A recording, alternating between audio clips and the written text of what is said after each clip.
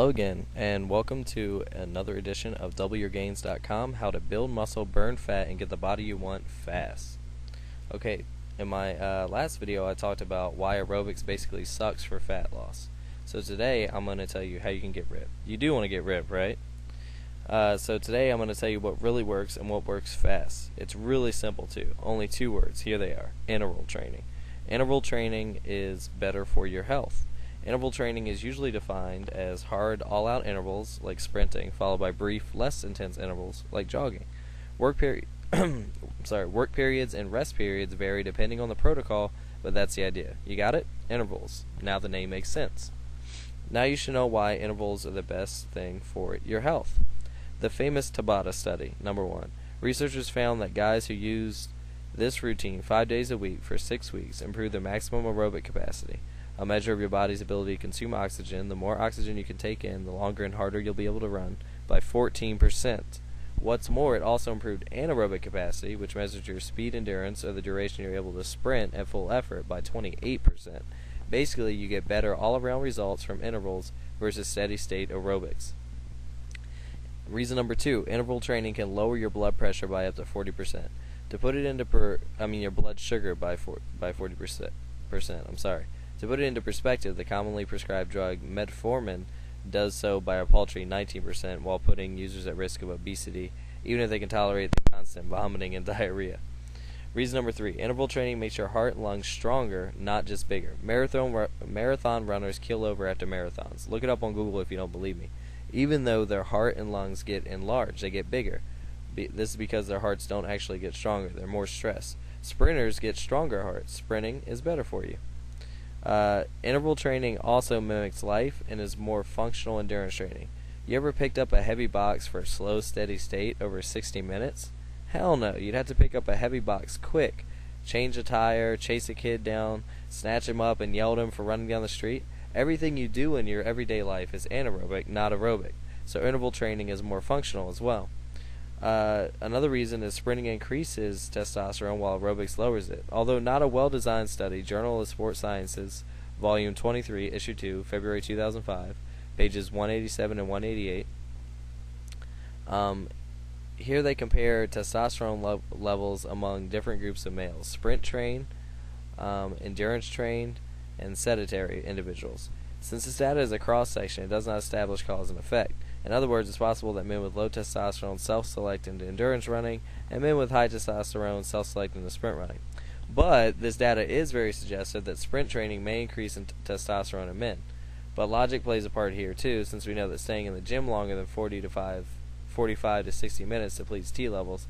It makes sense that long, steady states aerobics would do the same. Sprinting also increases human growth hormone, speaking of hormones like testosterone.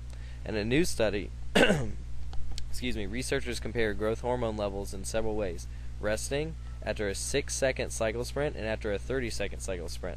In the 6-second cycle, the 6-second sprint method did move human growth hormone some, but didn't come close to the body's potential to release this powerful hormone. The 30-second all-out effort sprint experiment increased HGH by 530% over resting baseline and 450% over the lesser intensity sprint. A summary of this study can be seen at the National Institutes of Health. Also, interval training is the key to fast weight loss. It's not just good for you, but it's going to make it easier for you to lose weight.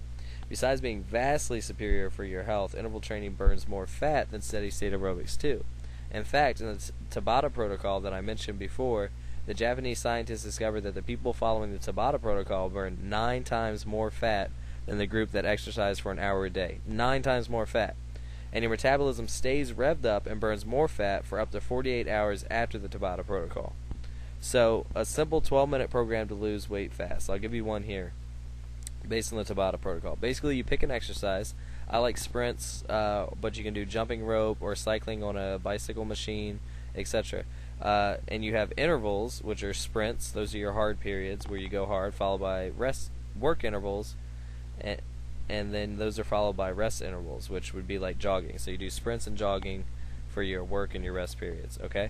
And then basically you start out with, like a 3-minute warm-up, and then just to get started, if you've never done it before, you do about 1 minute of pretty hard intensity, like 60%, to where you're starting to it's kind of difficult for you, but not an all-out effort because you're just getting used to it, and then slow down for a minute and do just jogging, right? And jogging is a comfortable pace where you could talk if you had to during it, and then you speed back up for another minute and just do that as many times as it takes to get to 10 minutes.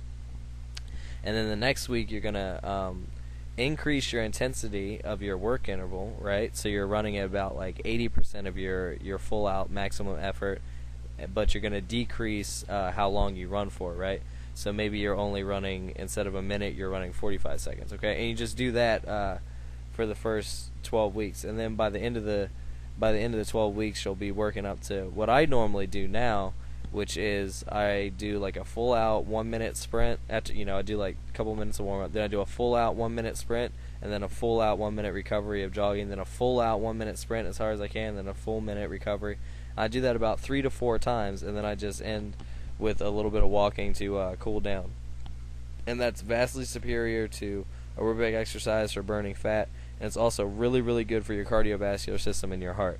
So there you have it. If you want to burn more fat in less time, then make sure you do high-intensity interval training. For more free information like this, free reports, free information, go to doubleyourgains.com and sign up to get your free reports.